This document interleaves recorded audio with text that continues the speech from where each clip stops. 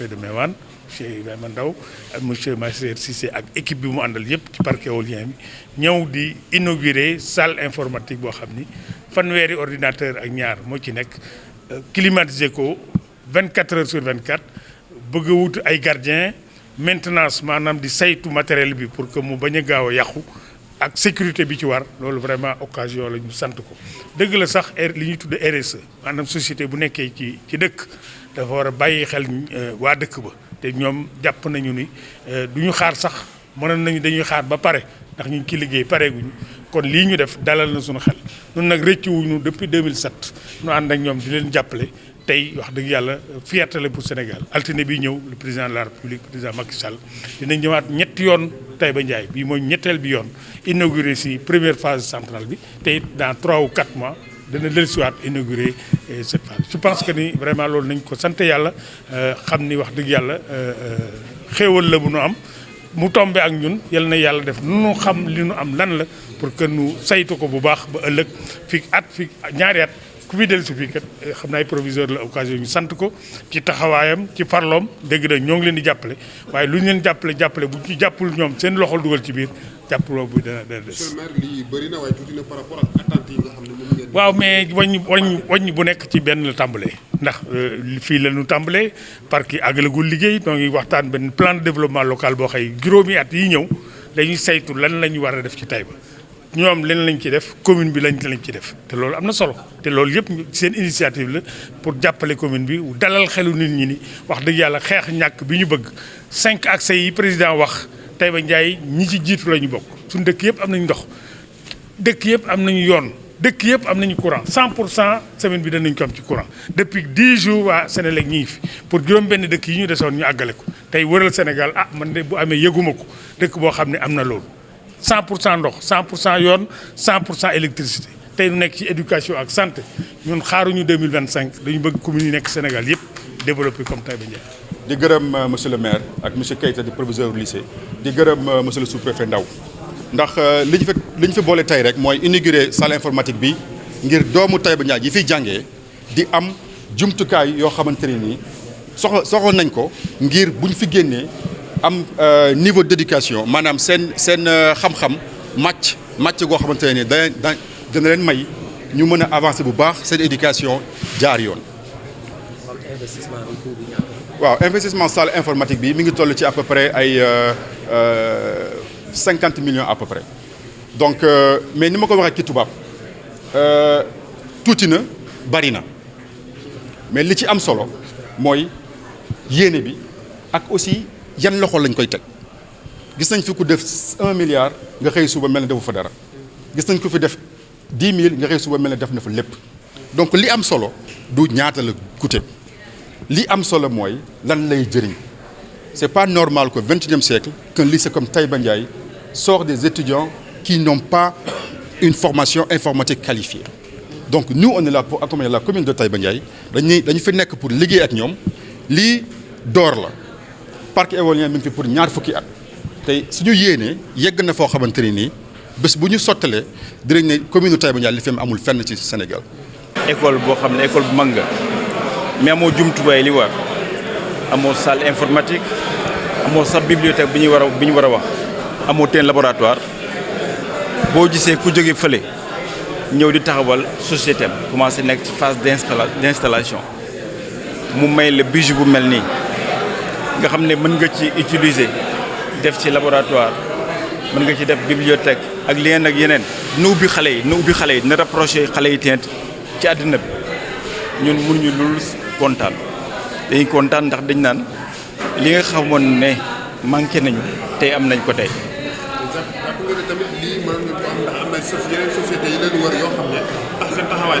société yi ñu wër mën nañ lu ëpp lii fukki yoon mais dañ koo jéemul ndax dañ joxul gëdd njàngu xale yi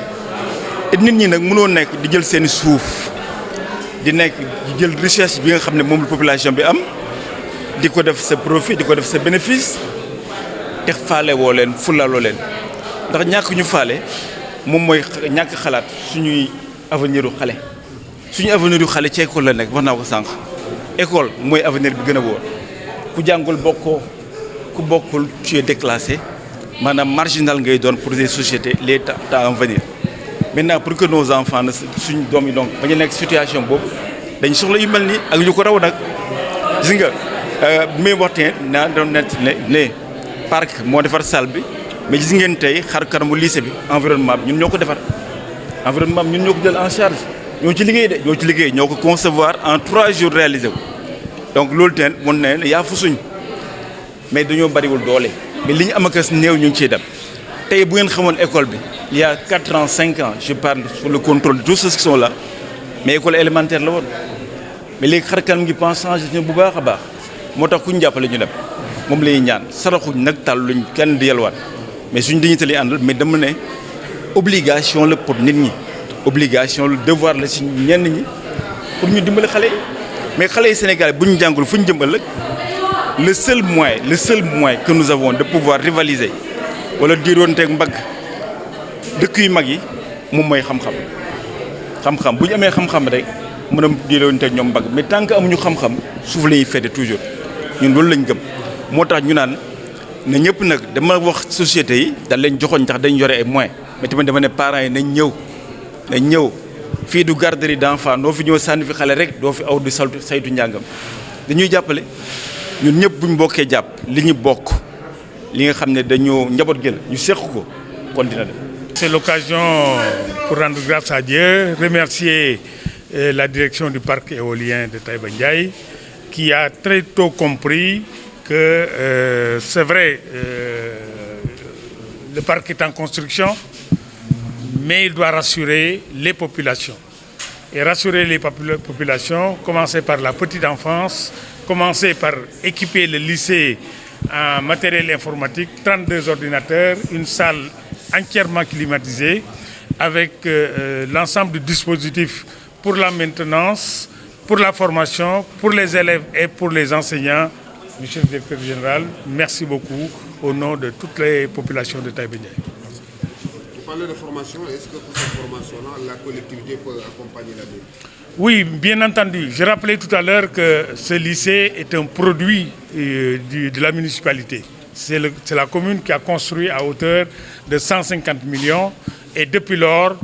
même si ce n'est pas de notre compétence, nous ne pouvons pas ne pas les assister. Et nous allons, Inch'Allah, continuer à les assister, d'autant plus que nous avons aujourd'hui un partenaire qui a déjà pris le devant, qui a investi aujourd'hui pour la salle informatique. Et je suis sûr qu'il y a d'autres besoins qui nous attendent. Et le proviseur y reviendra tout à l'heure en termes de salle de classe à construire, en termes d'accompagnement au plan pédagogique pour que le lycée, à l'image de ce que nous avons vu aujourd'hui, au niveau des résultats également, que nous puissions être parmi les premiers, non seulement dans le département du Tivaouane, mais dans l'ensemble du Sénégal. Une salle informatique, entre autres réalisations, qu'est-ce que la commune de Taïba Ndiaye attend encore de ce parc éolien? Oui, nous attendons beaucoup de ce parc, parce que dans le cadre de la RSE, une convention, une ONG va être mise en place pour accompagner les populations dans le domaine de la santé, dans le domaine de l'éducation pendant les 20 années. Déjà, les impactés vont bénéficier de surfaces pour la culture de maraîchage. Nous sommes une zone essentiellement agricole et nous subissons beaucoup d'agressions du fait de l'implantation des sociétés minières et autres. Et de ce point de vue-là, nous devons, pour répondre à la demande en ce qui concerne la création d'emplois des jeunes, véritablement orienter les jeunes agriculteurs vers des techniques modernes pour que sur un lopin de 1 hectare, un demi-hectare, que les populations puissent travailler la terre et gagner leur vie et ne plus quitter Taïba Ndiaye. Déjà, dans certains villages, je peux citer le cas de Ndomor, vous ne verrez aucun jeune de cette localité aller à l'aventure. Et nous voulons vraiment pour cela que Taïba Ndiaye soit un exemple pour que les jeunes, même si aujourd'hui la demande d'emploi, il faut le dire,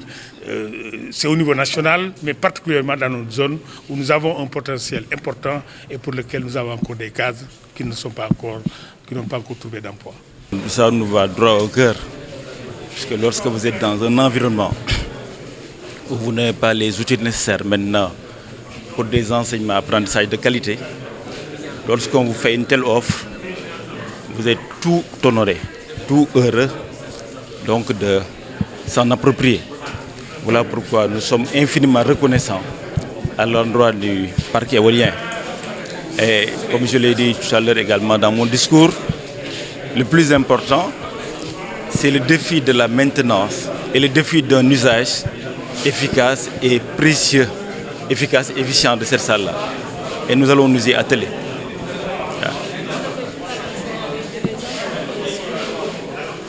Oui, pas du tout, pas du tout. Moi, je suis là depuis 6 ans. Il y a également mes prédécesseurs, puisqu'il y a les archives qui parlent. Et depuis que le lycée a été érigé en 2000, il n'y a pas eu un investissement des entreprises de la place donc, qui correspond vraiment à nos attentes, qui vraiment peut permettre de sortir les enfants des difficultés, peut permettre aux enfants de disposer d'une éducation de qualité. Voilà pourquoi j'ai jeté ma pierre quelque part, pour leur rappeler leur obligation donc, par rapport à cette responsabilité sociétale. Il ne faut pas comprendre que les entreprises de la place, qui sont des multinationales, aux énormes possibilités, donc puissent se soustraire de leurs obligations sociétales. Voilà pourquoi j'ai dit et répété, pourvu que ce que le parc a fait puisse servir d'exemple et de paradigme pour ces sociétés-là de la place.